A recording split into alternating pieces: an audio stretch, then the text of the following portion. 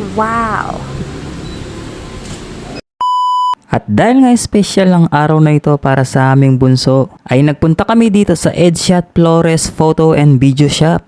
Ito kasi yung puntahan ng mga nagbe-birthday lagi para magpa-picture nga sila para may remembrance sa kanilang birthday.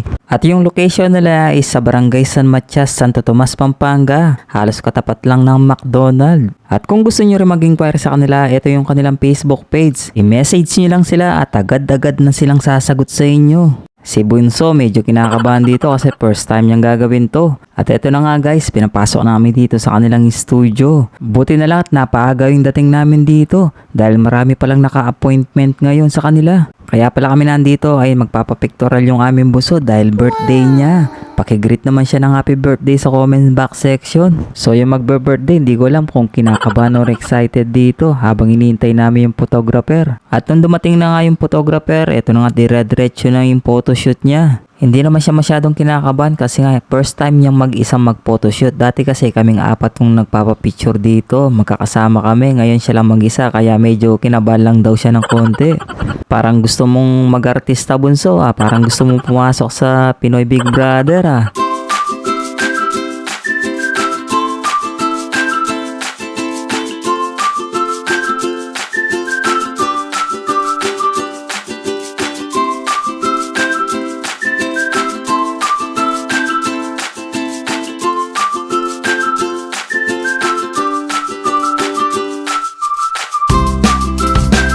After namin makapili kung alin yung papaprint namin, syempre magbabayad na kami. Hindi nila i-release yun kung hindi kami magbabayad ni Mrs.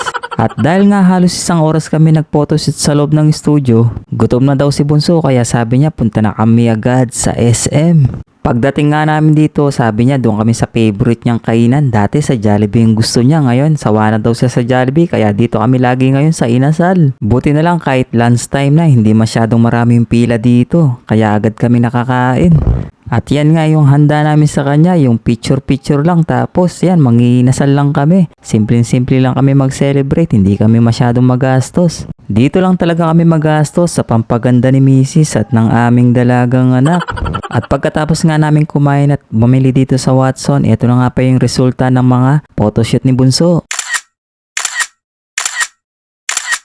Pagkatapos nga namin pumunta ng SM, dumiretso kami dito sa bahay ng ate ko at nagulat nga kami at pinapagawa niya pala itong bakuran niya dito sa harapan. At susunod kong iba-vlog to, patapos na rin pala. Sayang nga lang at hindi kami nagtagal dito kasi paalis din pala yung ate ko. Kaya pagdating namin dito, 5 minutes lang, umuwi na rin kami. O siya, hanggang dito na lang ha. Paki-follow and share na lang. Maraming salamat and God bless. Thank you.